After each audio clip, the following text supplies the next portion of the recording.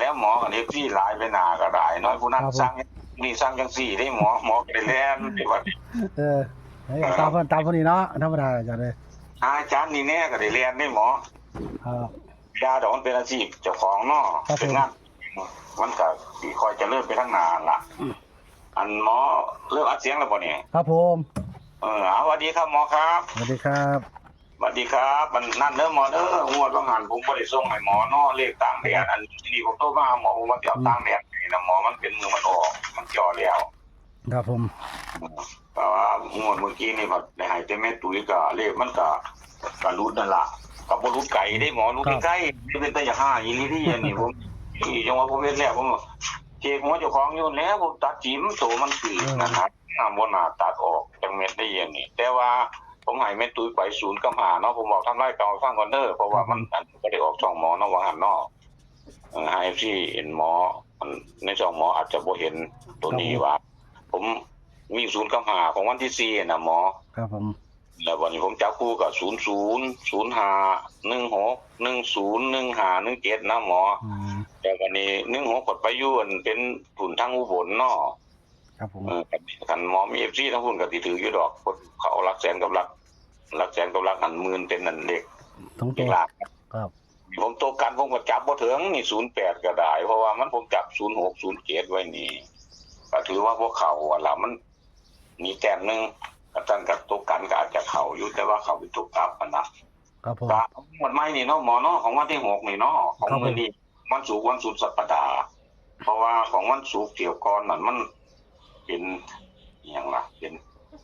มันเข้าถึงบ่เข้าโมงก็ตีบ่ได้วันที่30เนาะวันที่30แล้วก็มาวันที่2นี่มันเข้าแต่58เพราะว่าเลขมันเป็น85นะหมอมันก็กลับกันเนาะเลขออก7085น้องหมอเนาะครับผมในวันที่2วันนี้เลยครับอาจารย์ในมื้อนี้นั่นก็ยังเป็นเลขวิ่งตัวเดิมเด้อหมอบ่ทันหลุดแหมครับผมเลขวิ่งผมมันเดินมาตั้งแต่มันออกงวดอัน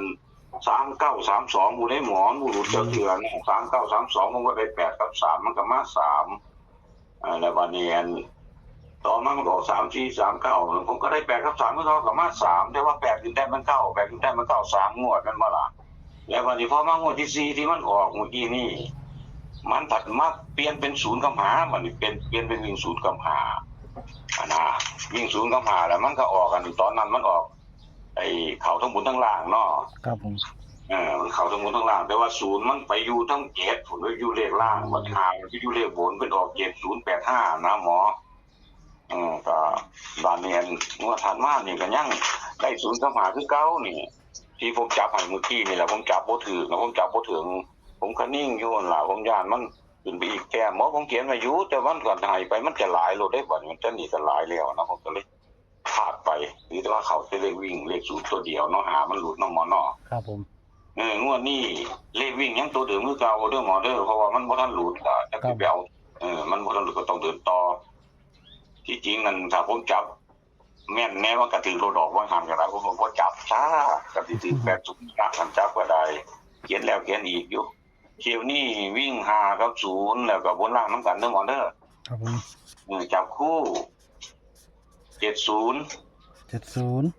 ครับ80 90แล้ววันนี้ก็8575 85 95คือผมเลขที่มาวิ่งกับ5กับ0นี่ก็มี7 8 9เท่านั้นล่ะที่ผมดันในสูตรของมันมันเป็นสูตรเลขวิ่งตัวนั้นนะว่าต้องไปตัวนี้เป็นสูตรเลขวิ่ง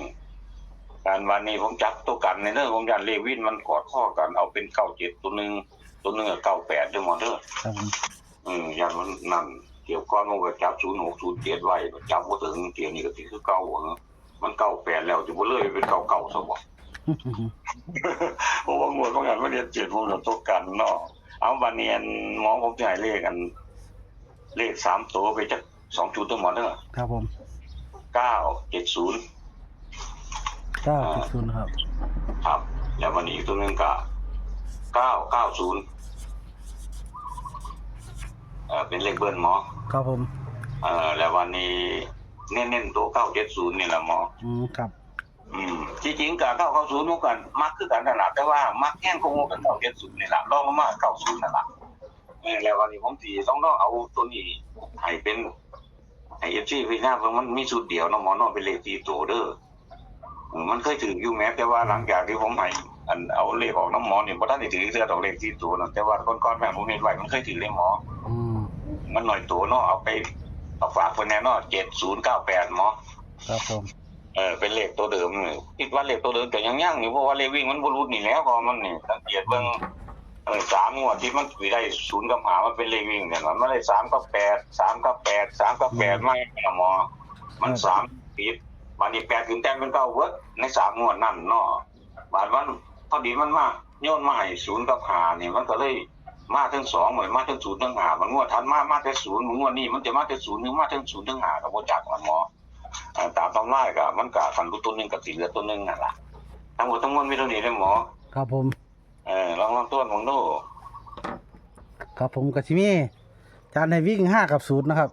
ครับ จับ70 80 90 75 85 95นะครับ97 98ชุดกัน3ตัว79 70 990นะครับ4ตัวอาจารย์ให้มา70 98 7098เป็นเลขฝาก FC เพราะว่ามันเคยถือ ครับผ บ่ ม แม่นถือทุกงวดดอกก็โดนๆจังถือกันนะหมอ อืม แต่ว่ามันกันถือมันคุ้มค่าแต่นี่เลขที่โตน่ะ ครับผม ได้ยินเพิ่นว่าจะมันได้หน่อยหลายๆก็บ่ซักดอกอืงวดนี้ก็ทั้งหมดทั้งมวลก็ต้องนี่ล่ะหมอแต่ว่า ครับผม มีเวลาโดนจังน้อยบ่นี่ถ้าโดนแล้วคันหลังจากที่ลงคลิปนี้แล้วเอาของไทยเฮาให้ ไทยเลย ไป ดี ล กั ง น เพราะว่าผมเห็นแล้ว อืม ใจหลายที่ไทยของเฮาหมวดใจบ่หมวดก่อนฟัง ครับ บ่รู้จักแล้วว่าก็ตามทำนายสุดป่ะ ทำศูนย์อาจารย์เนาะ ครับเพราะว่ามันมีโอกาสมันติดต่อกันยากนะหมอผมส่งตัวเลขให้หมอทั้งไล่ทั้งหยังบ่เป็น อืม ท่านก็สิบ่ได้เดือดร้อนวันนี้ดอกกันอาศัยแต่โทรแล้วเทื่อหมอก็บ่ว่างจังซี่นะ เรียนโดยอาจารย์โชว์เช้าเรียนโดยอาจารย์โชว์เช้าบ่ค่อยว่างดอก นั่นล่ะผมก็อ่านอยู่บ่นี่ยามแลงเทื่อก็คาดว่าหมอสิว่างแล้วเทื่อหมอก็อาจจะติดฟันทำงานบ่ทันได้เข้าบ้านจังซี่นะครับ ผมก็เลยในเมื่อมีโอกาสก็เอาไปซั่นหมอเนาะ ครับผม เอาของนี่ล่ะแต่ก่อนลงคลิปแล้วจังนั้นโทรเอาของไทยเฮาทั้งหมด ครับผมครับ สำหรับของลาวเฮานี่ก็มั่นใจคือกันในหมอบ่แม่นบ่มั่นใจเด้เพราะว่าเลขวิ่งผมยังบ่รู้ผมมั่นใจเลขวิ่งอยู่ตามปกติเลขวิ่งแต่เป็นเลขคนละตัวมันคันมันหลุดมันก็นั่นโนแต่อันนี้มันเลขตัวเดียวกันนะหมอถ้า0หลุดต้องเหลือ5ถ้า5หลุดต้องเหลือ0ตามทำลายเพิ่นเนาะคุณพ่อคุณแม่ FC พวกเขามาเบิ่งก็พิจารณาเบิ่งทุกเทื่อเพราะว่ามันก็มีเขาไม่รู้แล้วเนาะหมอเนาะมันเลขคำนวณเนาะ ครับผม ก็ทั้งมวลตัวนี้ล่ะก็จังไดก็ขอให้ทุกพ่อคุณแม่ FC ก็มีโชคในวันที่6นี่ล่ะในมื้อนี้ล่ะตามปกติอาทิตย์นึงเฮาก็ถือเขาอยู่